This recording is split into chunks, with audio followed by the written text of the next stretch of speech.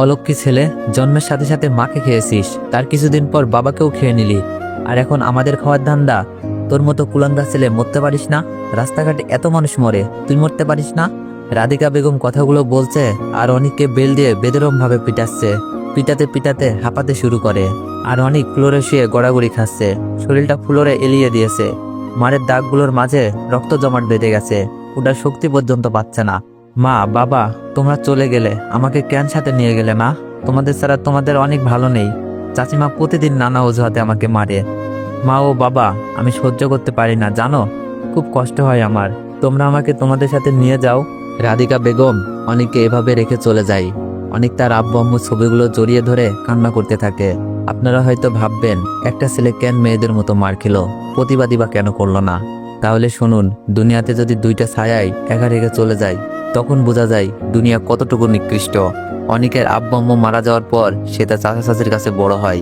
চাচার সামনে রাধিকা বেগম অনেককে অনেক আদর স্নেহ করার অ্যাক্টিং করে, আর চাচা অফিসে চলে গেলেই অনেকের উপর অত্যাচার শুরু হয়। অনেক মুখ বুঝে সব সহ্য করে, কারণ ছোট থাকতেই ভয় দেখিয়ে দেখিয়ে বড় করা হয়েছে। ঘরে রান্না থেকে শুরু করে কাপড় কাচা সহ যাবতীয় কাজ অনেককে দিয়ে করায়। রাধিকা বেগমের একটাই মেয়ে, নাম সাদিয়া। মেয়ে খুব অহংকারী, তবে সে অনেককে অনেক পছন্দ করে। অনেক সাদিয়াকে তেমন পাত্তা দেয় না, টিউশনি করিয়ে নিজেই নিজের খরচ বহন করে। এইবার ভার্সিটিতে উঠেছে অনেক, তার খুবই ইচ্ছা পড়াশোনা করে অনেক বড় কিছু হওয়ার, কিন্তু সবার কি আর সব ইচ্ছা পূরণ হয়? রাত 9:30 সই সই অনেক রুমে মরার মতো পড়ে আছে। অনেককে এভাবে বেরমভাবে পিটিয়ে চলে যাওয়ার পর আর এসে দেখেনি ছেলেটা মরে গেছে নাকি জীবিত আছে। অনেক জ্বরে কাতরাচ্ছে। বাহির থেকে আকরাম সাহেবের কণ্ঠস্বর শোনা যাচ্ছে। মনে হয় আকরাম সাহেব মানে তার চাচা অফিস থেকে চলে এসেছে। চাচা তাকে অনেক আদর স্নেহ করে। রাধিকা, অনেক বাবা কোথায়? আজ তাকে দেখছি না। প্রতিদিন তো অনেক দরজা খুলে দেয়, তাহলে আজ তুমি কেন? অনেক কোথায়? আকরাম সাহেবের কথায় রাধিকা বেগম চুপচে যায়। আমতা আমতা করে বলে, অনেক আজ তাড়াতাড়ি শুয়ে পড়েছে, তার নাকি ঘুম পাচ্ছে, তাই আমি আর না করিনি। আকরাম সাহেব বলল, আচ্ছা ঠিক আছে, বাবা মা মরা ছেলেটাকে কোনো রকম কষ্ট দিও না, দেখে রাখিও। আমার ভাইয়ের রেখে যাওয়া শেষ স্মৃতি অনেক। আর সাদিয়া কোথায়? ও, ভুলেই গিয়েছি, আমার নবাবজাদি কন্যা তো সন্ধ্যার সময় দরজা বন্ধ করে ঘুমিয়ে পড়ে। দাও, খাবার দাও, আমিও উঠি, শরীরটা অনেক ক্লান্ত। আকরাম সাহেবের কথায় রাধিকা বেগম খাবার বেড়ে দেন। উনি খাবার খেয়ে রুমে চলে যায়। রাধিকা বেগম হাঁপ ছেড়ে বাঁচে। অনেককে আকরাম সাহেব খুবই আদর স্নেহ করেন। যদি কখনো শুনে রাধিকা বেগম অনেকের উপর এমন টর্চার করে, তাহলে ওনাকে আস্ত রাখবেন না আকরাম সাহেব। রাধিকা বেগমের রুমে চলে যায়। আকরাম সাহেব সকাল 7টায় অফিসের উদ্দেশ্যে বের হয়ে যায়। ফরজের আদান শুনে অনেক আস্তে আস্তে চোখ খুলে বসে। এখন শরীরটা একটু ভালো লাগতেছে। রাতে তো শরীর নাড়াতেই মুশকিল ছিল। অনেক আস্তে আস্তে উঠে ওযু করে ঘরেই নামাজ পড়ে নেয়। আজ আর এই অবস্থায় মসজিদে যেতে পারবে না। নামাজ পড়ে শরীরটাকে বিছানায় এলিয়ে দেয়।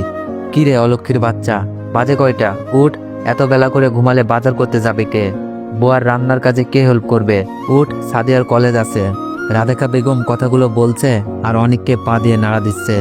যখন দেখতেছে অনেকের কোনো রেসপন্স নেই, তখন অনেকের গায়ে এক বালতি পানি ছুঁড়ে মারে। অনেক লাফ দিয়ে উঠে বসে। চাচিমার দিকে একবার তাকিয়ে বলে, চাচিমা, আমার শরীরটা ভালো নেই, প্রচন্ড ব্যথা আর জ্বর, অনেক গা পুড়ে যাচ্ছে, প্লিজ অন্য কাউকে দিয়ে কাজগুলো করান। নিলয়ের কথা শুনে রাধিকা বেগম আগুন হয়ে কষিয়ে একটা থাপ্পড় মেরে বলে, অলক্ষীর বাচ্চা, কাজে ফাঁকি দেওয়ার ধান্দা, যা কাজ কর গিয়ে। এগুলো অজুহাত দেখালে বাড়ি থেকে ঘাড় ধাক্কা দিয়ে বের করে দিব। অনেক দেখলো ওনার সাথে শুধু শুধু তর্ক করে কোনো লাভ নেই, কাজ করতেই হবে, তাই কথা না বলে কাজে লেগে পড়ি। অনেক, এই অনেক, কোথায় তুই? আমার ঘরে চা নিয়ে আয় তো। সকাল কখন হয়ে গেছে, আমি এখনো চা পাইনি। আম্মু কি তোকে এমনি এমনি মারছে? চা নিয়ে আয়। সাদিয়ার কথায় অনেক তাড়াতাড়ি করে চা বানিয়ে সাদিয়ার রুমে যায়। সাদিয়ার চোখ কুচলিয়ে অনেকের দিকে তাকিয়ে বলতে লাগে, তোকে বলছে আমাকে ভালোবাসতে, কিন্তু তুই কি করলি? আমার মুখের ওপর না করে দিলি। তোর দ্বিগুণ কষ্ট করতে হবে। যদি আমার প্রস্তাবে রাজি থাকতি, তাহলে আম্মুর মাঠ থেকে তোকে আমি বাঁচাতাম। অনেক বলল, তুই আমার ছোট বোন হোস, ভুলে যাস না, তোকে আমি ছোট বোনের মতোই দেখি, তাই এগুলো কথা আর কখনো মুখে আনবি না। ছোট হয়ে একে তো আমাকে তুই করে বলছিস, আবার এগুলো কথা বলতে লজ্জাও করে না। অনেকের মুখ থেকে এগুলো শুনে সাদিয়া রেগে মেগে আগুন হয়ে যায়। চিল্লিয়ে বলে, তোর কত বড় সাহস আমাকে কথা শোনাস? আজকে আম্মুর হাত থেকে তোর মার খাওয়াতেই হবে। কথাগুলো বলে সাদিয়া এমন একটা কাজ করে যা অনেক কল্পনাও করেনি। তাকে মার খাওয়ানোর জন্য এমনটা করবে আশাও করেনি। সাদিয়া অনেকের হাত থেকে চায়ের কাপটা নিয়ে ফ্লোরে সজোরে ফেলে দেয়, যার ফলে চায়ের কাপটা টুকরো টুকরো হয়ে যায়। ফেলার সাথে সাথে রাধিকা বেগমকে ডাকতে থাকে। কাপ ভাঙার আওয়াজ সাথে সাদিয়ার চিল্লানোর আওয়াজ শুনে তড়িঘড়ি করে সাদিয়ার রুমে এসে দেখে ফ্লোরে 4 কাপ চিটিয়ে আছে। সাদিয়া বলল, আম্মু, এই ছোট লোকের বাচ্চা চায়ের কাপটা ফেলে ভেঙে ফেলেছে, একটুখানির জন্য আমার শরীরে পড়েনি। আরো বলেছে আর নাকি তোমাদের দেওয়া কাজ করতে পারবে না। রাধিকা বেগম বলল, কি বললি অলক্ষের বাচ্চা, তোকে বসে বসে খাওয়াচ্ছি, এটাই তো অনেক। একটু ঘরের কাজ করিস, এতেই হাঁপিয়ে যাস। বুঝতে পারছি, কি আর করবি, মা বাপের মতো এখন চাচাটাকেও খেয়ে ফেলার ধান্দা। তুই তো ছেলে মানুষ, কাজকর্ম করে খেতে পারিস, তবুও কেন চাচার অন্ন ধ্বংস করছিস? আজকে তোর খবর আছে, আমার এত শখের কাপটাকে ভেঙে দিলি। কথাগুলো বলে রাধিকা বেগম রুম থেকে বের হয়ে যায়। আর সাদিয়ার মুখে বিশ্বজয়ের হাসি। সে তাকে অপমান করা শাস্তি দিতে পেরেছে। সাদিয়া বলল, আমার কথা মেনে যদি আমাকে ভালোবাসতি তাহলে আজ রাজার হালে থাকতি। দেখে এখন আম্মুর হাত থেকে তোকে কে বাঁচাই। অনেক ভাবতেই পারছে না সামান্য জেদের জন্য তাকে কিভাবে ফাঁসালো। মনে মনে তার খুব খারাপ লাগে। এই মানুষগুলোই সে তার নিজের খুব কাছের মনে করে, কারণ তারা ছাড়া অনেকের আপন বলতে আর কেউ নেই। অনেক মাথাটা নিচু করে রুম থেকে বের হতেই দেখে রাধিকা বেগম বেল্ট নিয়ে দাঁড়িয়ে আছে। সে জানে এখন যত কিছুই করবে না কেন রাধিকা বেগম তাকে মারবেই, তাই মাথাটা নিচু করে দাঁড়ায়। আজকেও রাধিকা বেগম অনেককে মেরে মেরে আধমরা করে ফেলে। কালকের মারের জায়গাগুলোও এখনো শোকায়নি, আর আজকেও সেম ভাবে পিটালো। কালকে রাতে কিছু খায়নি, আর সকালেও আবার মার খেয়ে নিল। অনেক আস্তে আস্তে উঠে নিজের রুমে গিয়ে ধপাস করে ফ্লোরে পড়ে যায়। জ্ঞান ফিরে প্রায় দুপুরের দিকে। কাল রাত থেকে কিছুই পেটে পড়েনি, শরীরটা একেবারে দুর্বল। আস্তে আস্তে উঠে রান্না করে খাবার কিছু আছে কিনা দেখতে যাই। অনেক খোঁজাখুঁজির পর এটো ভাত তরকারি পাই। কিছু করার নেই, এগুলোই খেতে হবে। খাবার খেয়ে রুমে গিয়ে একটু পড়তে বসে। আজকে তাকে ভার্সিটিতে ভর্তি করিয়ে দেওয়ার কথা ছিল। বিকেলে 2টা টিউশনি করে একটা গার্ডিয়ানের বাবা খুবই ভালো। অনেককে আর্থিক অবস্থার কথা জেনে অনেককে তিনি ভার্সিটিতে ভর্তি করিয়ে দিবেন বলেছে। ভার্সিটির প্রিন্সিপাল নাকি লোকটার বন্ধু হয়। আজকে আর রাধিকা বেগমের জন্য পারল না। রাত 9টা সুই কলিং বেল বেজে ওঠে। অনেক বুঝতে পারে তার শাশু এসেছে। দরজা খুলে দিতেই আকরাম সাহেব অনেককে দেখে একটা হাসি দেয় আর বলে, কেমন আছিস বাবা? কালকে রাত থেকে দেখি না, তোর শরীর নাকি অসুস্থ, মেডিসিন নিয়েছিস? অনেক তার শাশুর দিকে অপলকভাবে তাকিয়ে থাকে। এই মানুষটা তাকে বাবার ভালোবাসা দিয়ে বড় করেছে, কিন্তু চাচিমা তাকে দেখতেই পারে না। কেন দেখতে পারে না? অনেকের অজানা। চাচুর কথায় অনেক সরু হেসে উত্তর দিল, আলহামদুলিল্লাহ চাচু, শরীর ভালো আছে। আর বাইরে দাঁড়িয়ে কি আমার সাথে কথা বলবে নাকি ঘরে আসবে? অনেকের কথায় আকরাম সাহেব শব্দ করে হেসে দিয়ে বাসায় প্রবেশ করলেন। আকরাম সাহেবের সাথে অনেকের এত ভাবসাব দেখে রাধিকা বেগমের মাথা গরম হয়ে যায়। এই ছোট লোকের ছেলেটাকে এতক্ষণ আদর স্নেহ করে তার জানা নেই। নিজের মেয়ে সাদিয়াকেও এত আদর স্নেহ করে না যতটুকু অনেককে করে। তাই রাধিকা বেগম অনেককে দেখতে পারে না।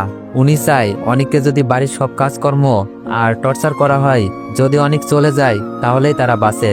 অনেকের বদলে সাদিয়াকে তিনি আদর স্নেহ করবেন, কিন্তু না, অনেককে কোনোভাবে সরানো যাচ্ছে না। এত মারার পরেও টু শব্দ পর্যন্ত করে না। রাতে তারা সবাই খেতে বসেছে, কিন্তু আকরাম সাহেব অনেককে ডেকেই যাচ্ছে।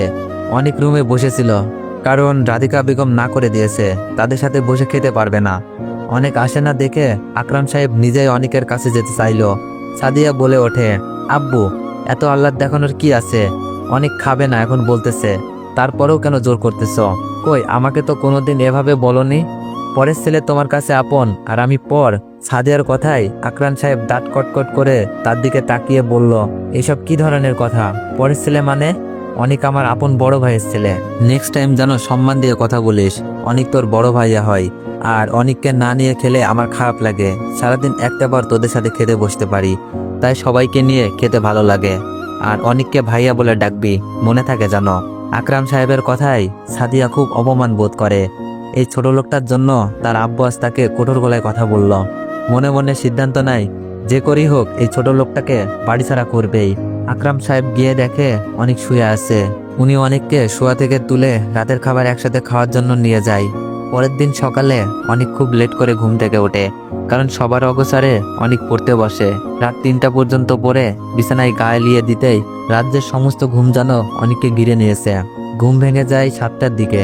বিছানা থেকে যেই উঠতে যাবে তখনই দরজার সামনে চোখ যায়। আসলে অনেক কখনো দরজা লাগিয়ে ঘুমায় না, আর দরজার সামনে দাঁড়িয়ে আছে সাদিয়া। এত সকালে তার রুমে সাদিয়াকে দেখে বেশ অবাক হয়। তার থেকে বেশি অবাক হয় সাদিয়ার হাতে থাকা জিনিসটা দেখে। সাদিয়ার হাতে ছিল। তো এভরিওয়ান, যদি গল্পটির নেক্সট পার্ট চাও তো ভিডিওতে 5K লাইক কমপ্লিট করে দাও, আর বেশি বেশি কমেন্ট করে জানিয়ে দাও যে গল্পটা কন্টিনিউ করবো কিনা। আর আগের গল্পটাই অনেকেই কমেন্ট করছো যে গল্পটা তেমন একটা ভালো না, আবার অনেকেই করছো যে ভালোই লাগছে। তো যাই হোক, তোমাদের কমেন্টের উপর ভিত্তি করেই এই গল্পের নেক্সট পার্ট আনা হবে। ধন্যবাদ।